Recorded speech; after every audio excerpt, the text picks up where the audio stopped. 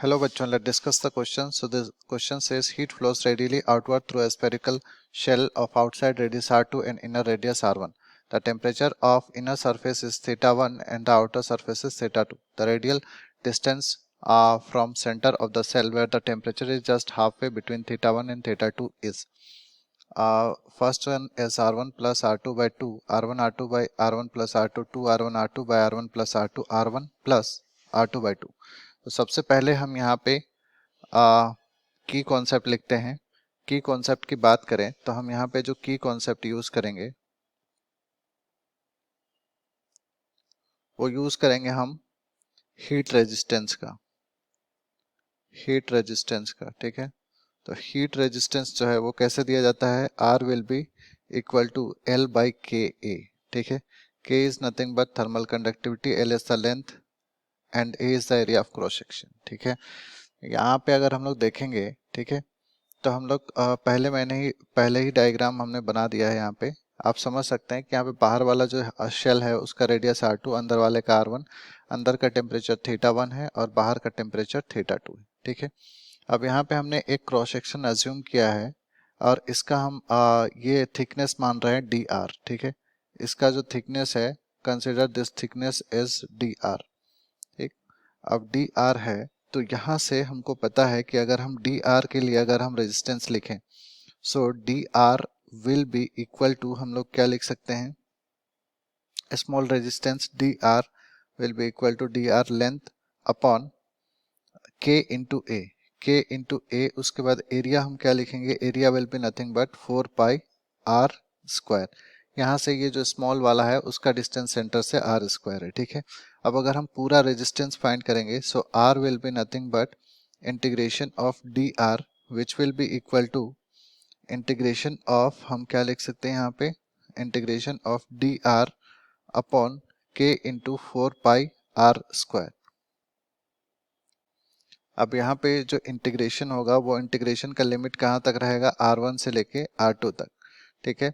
तो यहाँ पे हम लोग R इज इक्वल टू क्या लिख सकते हैं, कॉमन निकालते हैं, 1 बाई 4 पाई के, 1 बाई 4 पाई के, और यहाँ से इंटीग्रेशन होगा डी आर स्क्वायर का, तो आर स्क्वायर का integration minus 1 by r, and यहाँ पे लिमिट पुट करेंगे R1 से R2 तक, ठीक है। तो R will be nothing but 1 by 4 pi के, 1 बाई 4 पाई के, और यहाँ पे क्या हो जाएगा, इसका लिमिट अगर पुट करेंगे, so this will B 1 by R1 minus 1 by R2। अब यहाँ से अगर हम हीट करंट की लिखें तो हीट करंट हमारे पास क्या होगा, अगर यहाँ से हम हीट करंट देखें तो heat current will be given by delta T divided by R, ठीक है।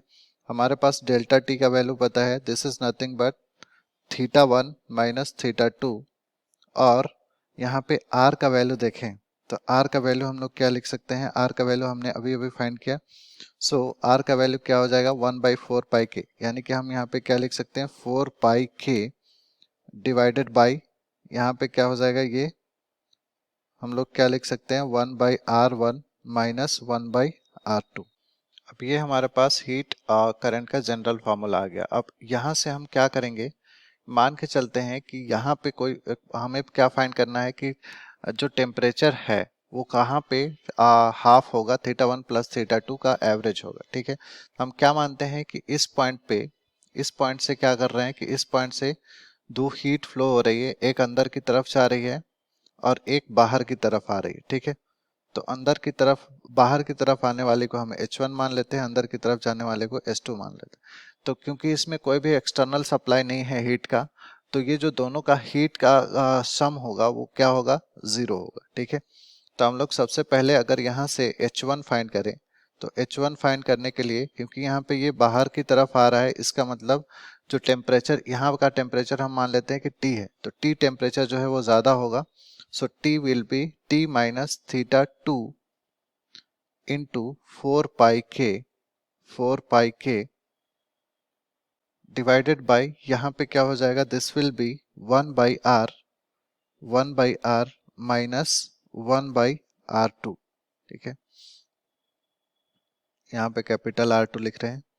उसी तरह से अगर हम लोग H2 निकालेंगे तो H2 का वैल्यू क्या हो जाएगा, यहाँ पे भी सेम हम लोग t जो है वो ज़्यादा है तो t minus theta one into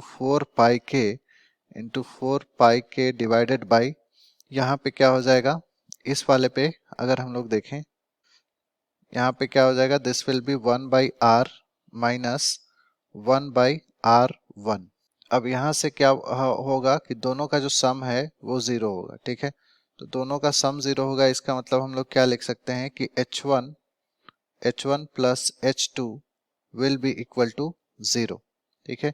तो यहाँ पे हम लोग क्या लिख सकते हैं, दिस विल बी, अगर हम लोग इस इक्वेशन को इम्प्लीमेंट करें यहाँ पे, तो यहाँ पे क्या लिखा जाएगा, this will be t minus theta one into 4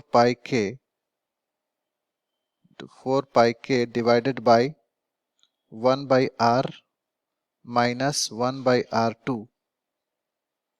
उसके बाद प्लस यहाँ पे कितना हो जाएगा, this will be t minus theta one into 4 pi K divided by 1/r